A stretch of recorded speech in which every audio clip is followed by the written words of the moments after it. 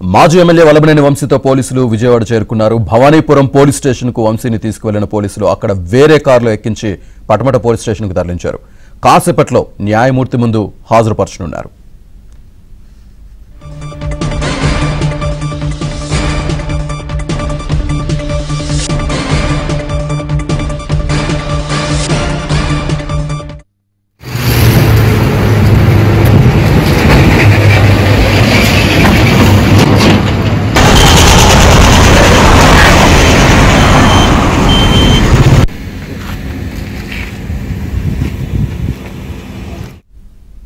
హైదరాబాద్ లో వంశీని అరెస్ట్ చేసిన పోలీసులు రోడ్డు మార్గంలో విజయవాడకు తీసుకువెళ్లారు. వంశీతో పాటు ఆయన భార్య కూడా కాన్వాయ్లో వెళ్లారు. నందిగామ దగ్గర వంశీ భార్యను పోలీసులు దించేశారు. ఆమె దగ్గర నుంచి ఫోన్ స్వాధీనం చేసుకున్నారు. తిరిగి హైదరాబాద్ పంపించేశారు.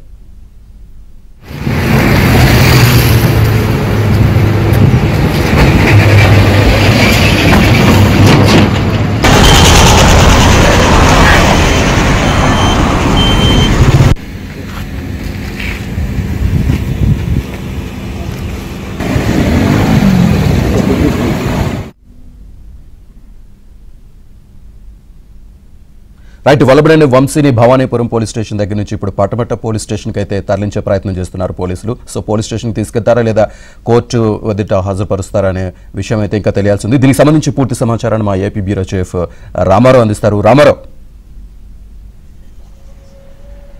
శ్రీనివాస్, ఇప్పుడే కొద్దిసేపటి క్రితం ఆయన్ని వల్లభనేని వంశీని కనకదుర్గమ్మ ఫ్లైఓవర్ మీదుగా నేరుగా ఆయన్ను విజయవాడ కృష్ణలంక పోలీస్ స్టేషన్కి తీసుకొస్తున్నారు. కృష్ణలంక పోలీస్ స్టేషన్లో ఉంచి అతని దగ్గర నుంచి స్టేట్మెంట్ రికార్డ్ చేసిన తర్వాత మాత్రమే అతన్ని గవర్నమెంట్ హాస్పిటల్కి తీసుకెళ్లి ఆ తర్వాత అక్కడ వైద్య పరీక్షలు నిర్వహించి కోర్టులో చెబుతుంది. ప్రస్తుతం అక్కడ ఆయన భవానీపురం పోలీస్ స్టేషన్ వద్దకు తీసుకువెళ్ళి ఆయన వాహనాన్ని మార్చి అక్కడి నుంచి నేరుగా ఆయన్ని విజయవాడకి వేరే పోలీస్ వాహనంలో రక్షక వాహనంలో విజయవాడ కృష్ణలంక పోలీస్ స్టేషన్కి తీసుకొస్తున్నారు. ప్రధానంగా వల్లభనేని వంశీకి సతీమణ్ణి కూడా నందిగామ వద్ద పోలీసులు ఆమె ప్రయాణిస్తున్న కారుని అడ్డుకొని ఆమె వద్ద నుంచి మొబైల్ ఫోన్ కూడా స్వాధీనం చేసుకున్నారు. ఈరోజు ఉదయం నుంచి కూడా ఆమె కాన్వాయ్ని ఫాలో అవుతుంది. దీంతో పాటు ఈ కేసులో మరో కీలకపరమైన పరిణామాన్ని కూడా ఈరోజు చోటు చేసుకుంది. ఈ కేసులో ప్రధాన ఫిర్యాదుదారులుగా వల్లభనేని వంశీ సత్యవర్ధన్ని కిడ్నాప్ చేసి బెదిరించి గతంలో ఇచ్చిన ఫిర్యాదును ఉపసంహరించుకునే విధంగా చేశారు అని చెప్పి గన్నవరం తెలుగుదేశం పార్టీకి సంబంధించిన రమాదేవితో పాటు ఆమె భర్త సురేష్, అదేవిధంగా మైనారిటీ నేత జానీ అండ్ బీసీ నేత ఫణికుమార్ వీళ్ళ నలుగురు ఫిర్యాదు చేశారు. వీళ్ళ నలుగురు ఫిర్యాదు ఆధారంగా విజయవాడ సిపి దీనిపై విచారణ చేయాలి అని చెప్పి ఆదేశించారు. ఈ ఆదేశాల్లో భాగంగానే పోలీసులు అసలు సత్యవర్ధను ఈ విధంగా స్టేట్మెంట్ గతంలో ఇచ్చిన ఫిర్యాదును అంటే 2023 ఫిబ్రవరి 20వ తేదీన గన్నవరం తెలుగుదేశం పార్టీ కార్యాలయంపై ఇచ్చిన ఫిర్యాదును ఉపసంహరించుకునేందుకు అసలు కారణం ఏంటి అని చెప్పి ఆరా తీశారు. ఈ లోపే ఆ ఫిర్యాదును ఉపసంహరించుకున్న రోజే 2 రోజుల క్రితం సత్యవర్ధన్ని వంశీ అనుచరులు విశాఖపట్నానికి షిఫ్ట్ చేశారు. దీంతో సత్యవర్ధన్ విశాఖపట్నంలో ఉన్నాడని తెలుసుకున్న పోలీసులు సత్యవర్ధన్ విశాఖపట్నంలో ఈరోజు తెల్లవారుజామున క్యాచ్ చేశారు. ఇదే సమయంలో సత్యవర్ధన్ తన గత 5 రోజుల నుంచి ఏదైతే పరిణామాలు జరిగినాయి, ఈ ఫిర్యాదు ఉపసంహరించుకునేందుకు దారితీసిన పరిణామాలు ఏంటనేది కూడా పోలీసులకు వివరించినట్టు తెలిసింది.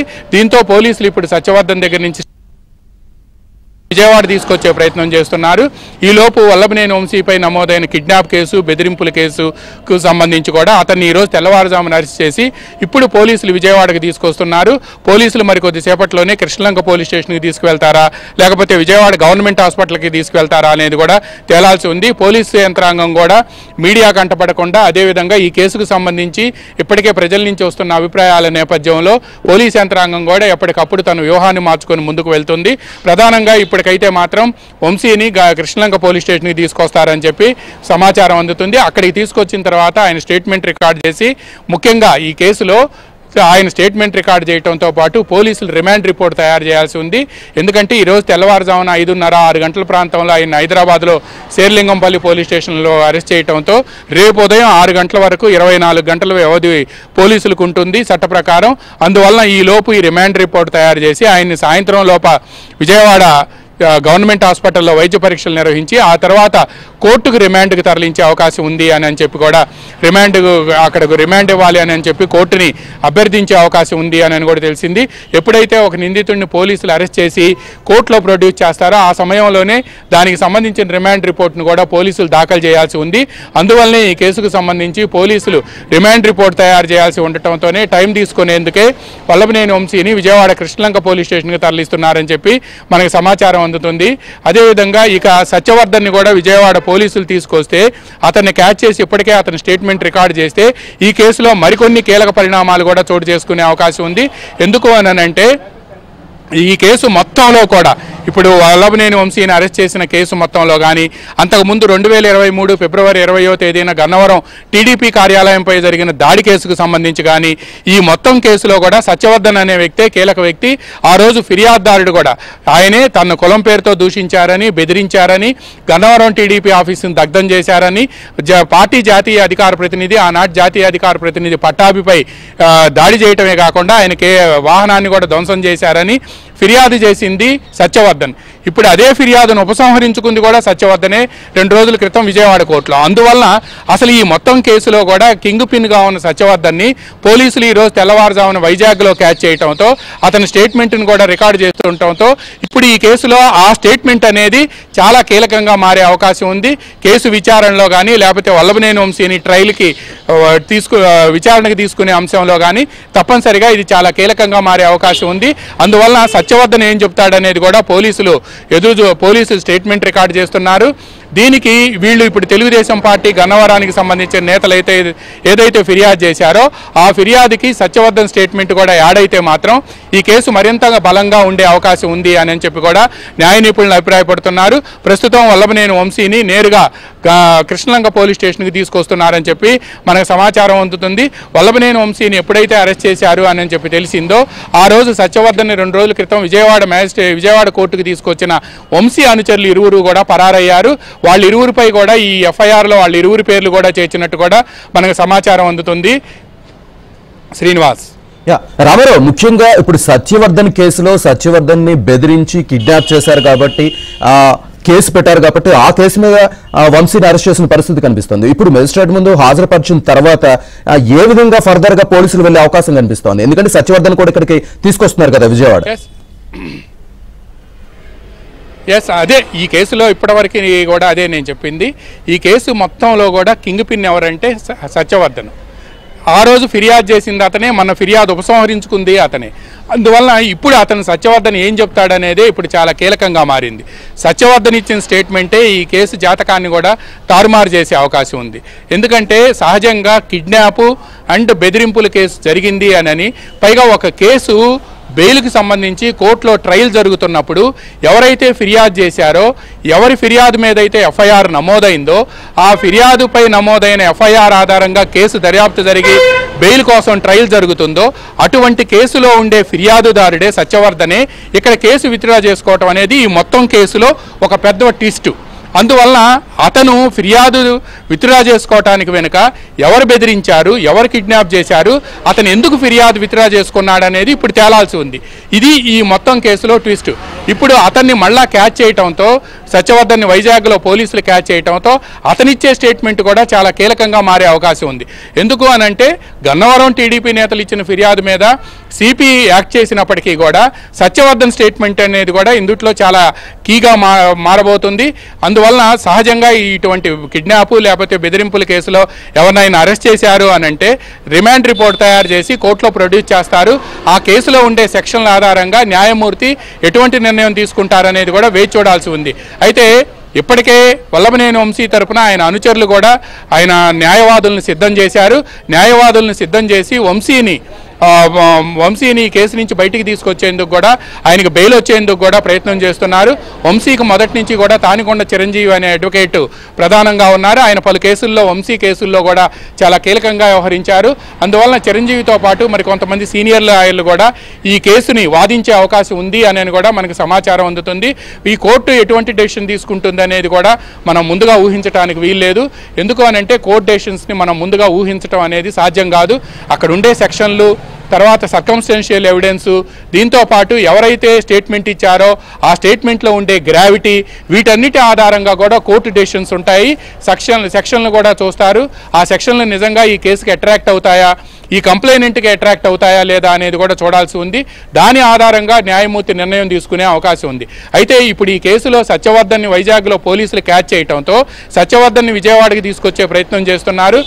ఎందుకంటే ఎవరైతే విక్టిమ్ ఉన్నారో, అంటే విక్టిమ్ అంటే ఆ రోజు గన్నవరం తెలుగుదేశం పార్టీ కార్యాలయం మీద 2023 ఫిబ్రవరి 20వ తేదీన దాడి జరిగిన సమయంలో ప్రధానమైన కంప్లైనెంట్ సత్యవర్ధన్, ముసునూరి సత్యవర్ధన్. అదే సత్యవర్ధన్ని ఇప్పుడు కంప్లైంట్ విత్డ్రా చేయించారు. ఇది ఈ మొత్తం కేసులో ట్విస్ట్.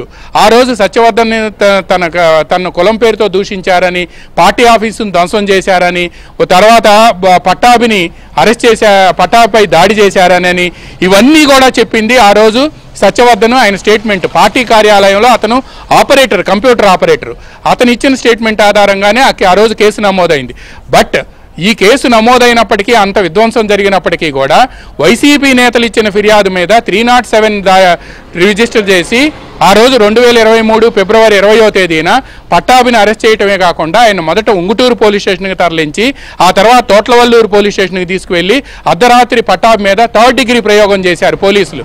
అందువలన పట్టాభి ఇదే అంశాన్ని పోలీసులకు కూడా, అంటే విజయవాడ కోర్టులో న్యాయమూర్తి ముందు కూడా స్టేట్మెంట్ ఇచ్చారు. తన మీద 3rd డిగ్రీ ప్రయోగించారని, తనని తోట్లవల్లూరు పోలీస్ స్టేషన్లో కళ్ళకు గంతలు కట్టి చేతులు వెనక్కి కట్టేసి గొడ్డును బాదినట్టు బాదారు అని కూడా ఆయన పట్టాభి మ్యాజిస్ట్రేట్కి స్టేట్మెంట్ ఇచ్చారు. అంటే ఈ కేసులో ఎవరైతే దెబ్బతిన్నారో, విక్టిమ్స్ ఎవరైతే ఉన్నారో వాళ్ళు ఫిర్యాదు చేస్తే ఆ ఫిర్యాదును రిజిస్టర్ చేసినప్పటికీ కూడా, కంప్లైంట్ని రిజిస్టర్ చేసినప్పటికీ కూడా ఉల్టా ఎవరైతే సిఐ ఫిర్యాదు చేశాడో ఆ సిఐ ఫిర్యాదుని అక్కడ కేసు రిజిస్టర్ చేసి అప్పుడు పట్టాభితో పాటు మరికొంతమంది తెలుగుదేశం నేతలను కూడా ఈ కేసులో నిందితులుగా చేర్చారు. పట్టాభి మీద 3rd డిగ్రీ ప్రయోగం చేశారని పట్టాభి మేజిస్ట్రేట్కు ఫిర్యాదు చేశారు. అయితే ఈ కేసులో అప్పుడు బీసీ నేత వీరంకి గురుమూర్తి కూడా ఉన్నాడు.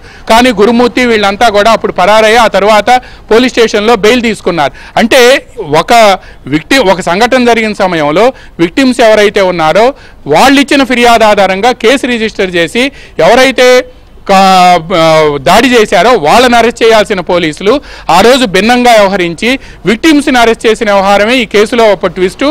ఇదే కేసులో ఫిర్యాదు చేసిన తెలుగుదేశం పార్టీ కార్యాలయంలో కంప్యూటర్ ఆపరేటరు సత్యవర్ధన్ని 2 రోజుల క్రితం వల్లభనేని వంశీ మనుషులు ట్యాకిల్ చేసి అతన్ని విజయవాడకి తీసుకొచ్చి విజయవాడ కోర్టులో ఇదే కేసులో నిందితుల మీద విచారణ, బెయిల్ పిటిషన్ మీద విచారణ జరుగుతున్న సమయంలో అతన్ని తీసుకువచ్చి అతని ద్వారా ఈ కేసు కంప్లైంటే మేము విత్డ్రా చేస్తున్నామని చెప్పడం అనేది ఈ కేసులో మరో పెద్ద ట్విస్ట్. ఇప్పుడు ఇంకో ట్విస్ట్ ఏంటి, ట్విస్టుల మీద ట్విస్ట్, ఇంకో ట్విస్ట్ ఏంటంటే ఇప్పుడు సత్యవర్ధన్ ఎవరైతే ఉన్నారో అతన్ని వల్లభనేని వంశీ అనుచరులు ఆ రోజు ట్యాకిల్ చేసి కంప్లైంట్ మేము విత్డ్రా చేసుకుంటున్నట్టు కోర్టులో చెప్పించారో ఆ తర్వాత అతన్ని వైజాగ్ తీసుకువెళ్లారు. వైజాగ్లో పోలీసులు అతన్ని ట్యాకిల్ చేశారు. ఎందుకు అనంటే తెలుగుదేశం పార్టీ అధికారంలో ఉన్న సమయంలో అప్పుడు ఫిర్యాదు చేసిన వ్యక్తిని వల్లభనేని వంశీ అనుచరులు మేనేజ్ చేసి అతనితో కంప్లైంట్ విత్డ్రా చేయించడం అనేది ప్రభుత్వం చాలా ప్రతిష్టాత్మకంగా తీసుకుంది. సోషల్ మీడియాలో కూడా తెలుగుదేశం పార్టీకి సంబంధించిన నేతల వ్యవహార శైలిపై చాలా తీవ్ర విమర్శలు వచ్చాయి. దీంతో ప్రభుత్వం ఈ అంశాన్ని చాలా సీరియస్గా తీసుకోవడంతో ఇప్పుడు వల్లభనేని వంశీని పోలీసులు అసలు ఆ రోజు ఏం జరిగిందనేది ఒక కంప్లైంట్ తీసుకొని పోలీసులు మొత్తం ఎంక్వైరీ చేస్తే ఈ ఎంక్వైరీలో వంశీ అనుచరులే సత్యవర్ధన్ని బెదిరించి కిడ్నాప్ చేసి అతన్ని ద్వారా స్టేట్మెంట్ విత్డ్రా చేయించారు అనేది కూడా ప్రధానమైన అభియోగంగా ఉంది. ఫిర్యాదులో వచ్చిన ఎవరైతే ఫిర్యాదు చేశారో ఆ ఫిర్యాదు ఆధారంగా చేసిన విచారణ ఆధారంగానే కేసు నమోదైంది. ఇప్పుడు సత్యవర్ధన్ ఇచ్చే స్టేట్మెంటే ఈ మొత్తం కేసులో కూడా కీలకంగా మారుతుంది. శ్రీనివాస్.